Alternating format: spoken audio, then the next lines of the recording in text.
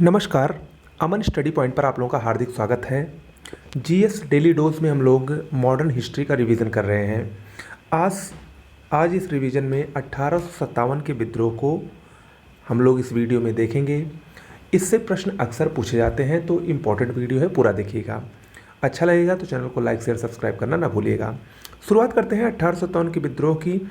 तो सबसे पहले विद्रोह के क्या कारण थे, विद्रोह के प्रमुख कारणों की अगर हम बात करें तो ये जो 1857 का विद्रोह हुआ था, इसके कोई एक कारण नहीं थे। इसके बहुत सारे कारण थे। कुछ तात्कालिक कारण थे, कुछ राजनीतिक कारण थे, कुछ आर्थिक कारण थे, धार्मिक कारण भी थे, सामाजिक कारण भी थे, कुछ सैनिक कारण भी थे। यानी बहुत सारे कारण थे जो अचानक 1857 में ये विद्रोह की चिंगारी उठी थी।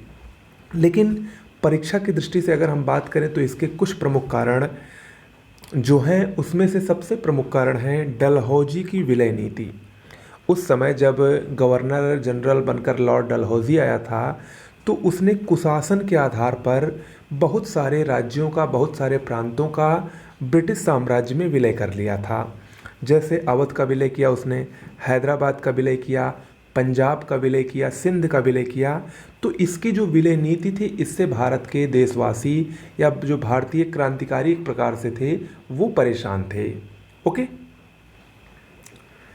इसके अलावा लॉर्ड वेलेस्ली, ये भी एक गवर्नर जनरल था। लॉर्ड वेलेस्ली की जो सहायक संधि थी राजाओं के साथ, उससे भी भारतीय परेशान थे, हतप्रभ थे, और वो भी एक प्रमुख कारण था इस विद्रोह का।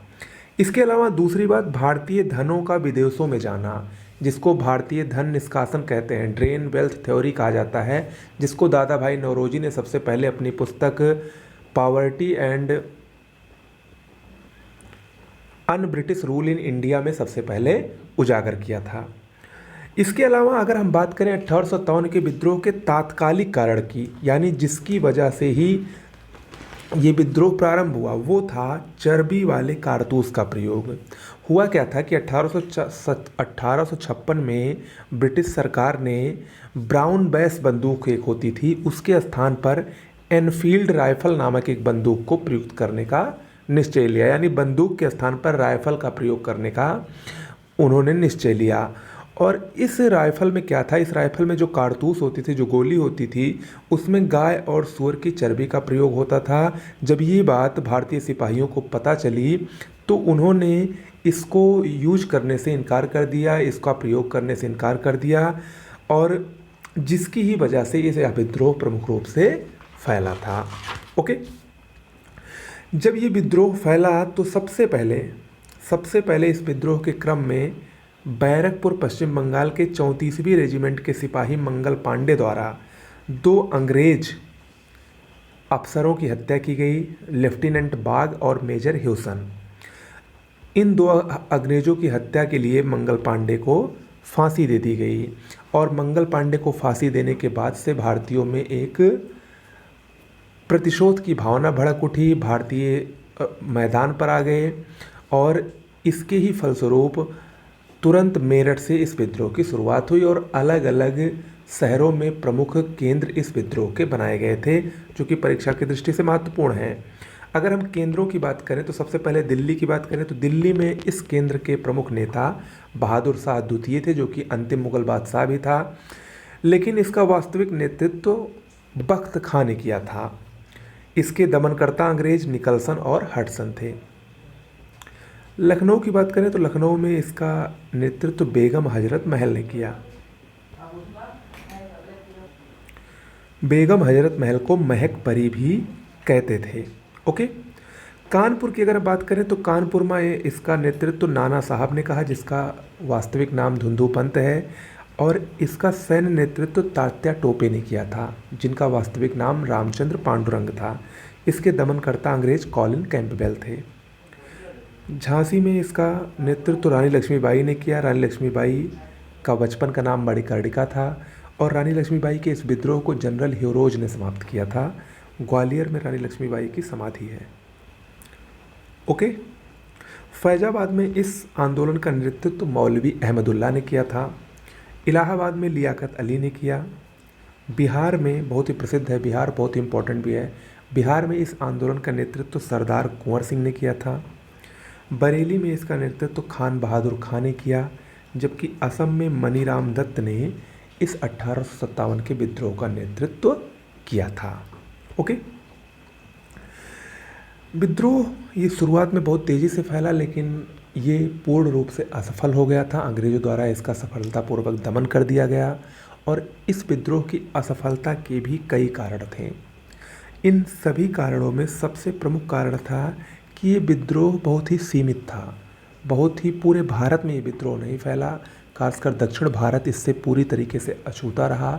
सीमित स्वरूप के कारण ही ये विद्रोह जल्दी ही दबा दिया गया, कुचल दिया गया। इसके अलावा देसी राजाओं ने गद्दारी भी की, खासकर कश्मीर, हैदराबाद, भोपाल के जो राजा और निजाम थे वो इस विद्रोह में अंग्रेज़ों का साथ दिए, भारतीयों से उन्होंने गद्दारी की। योग्य नेतृत्व का अभाव भी था, खासकर जो शिक्षित वर्ग था उन्होंने इस विद्रोह में भारतीयों का साथ नहीं दिया, जिसके कारण ही ये विद्रोह सफल नहीं हो सका और बहुत ही जल्दी इसको कुचल दिया गया। ओके, अब अगर हम बात करें कि 1857 के विद्रोह का परिणाम क्या हुआ। देखिए, ये विद्रोह भले ही असफल हुआ, लेकिन इस विद्रोह के दीर्घकालिक और दूरगामी काफ़ी बेहतरीन परिणाम निकले।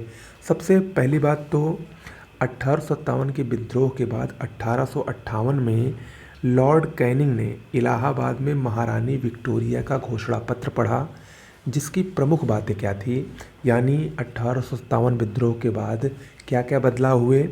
सबसे पहली बात तो हुई कि ईस्ट इंडिया कंपनी जो अब तक शासन कर रही थी उसका अंत कर दिया गया, और अब शासन की जिम्मेदारी ताज को दे दी गई। यानी इंग्लैंड की जो महारानी थी वो उन्होंने अपने ऊपर शासन की जिम्मेदारी ले ली, जिसको ताज कहा जाता था। ताज के अधीन प्रशासन हुआ और कंपनी शासन का अंत हुआ।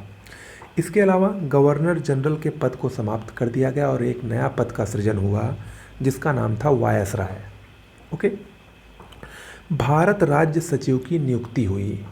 भारतीयों की देखभाल के लिए एक नए पद भारत राज्य सचिव का गठन हुआ। इसके अलावा सेना का भी पुनर्गठन हुआ। जो 1857 के विद्रोह में अवध से सबसे ज़्यादा सैनिक थे, और इसके बाद जब 1857 का विद्रोह हुआ तो सैनिकों की संख्या पंजाब और गोरखा से अधिक बढ़ाई गई। ओके, तो ये सब प्रमुख बदलाव हुए 1857 के विद्रोह के बाद। अगर हम 1857 के प्रमुख तथ्यों की बात करें जो कि अक्सर पूछता है, तो देखिए 1857 का जब विद्रोह हुआ था उस समय इंग्लैंड के प्रधानमंत्री पार्मस्टन थे, भारत के गवर्नर जनरल लॉर्ड कैनिंग थे। 1857 के विद्रोह में सबसे अधिक सिपाही अवध से थे। उस समय भारत में नियुक्त ब्रिटिश सेनापति कॉलिन कैंपबेल थे, इम्पोर्टेंट है। 1857 के विद्रोह के बाद सेना का पुनर्गठन हुआ, जिसके लिए पील कमीशन का गठन किया गया था, और इस कमीशन के अनुसार बाद में पंजाबी और गोरखा सैनिकों की संख्या में वृद्धि की गई, अवध के सैनिकों की संख्या में कमी की गई। ओके, मद्रास जो कि दक्षिण भारत में था, ये 1857 विद्रोह से बिल्कुल भी अप्रभावित रहा, यानी इसका कोई योगदान नहीं था।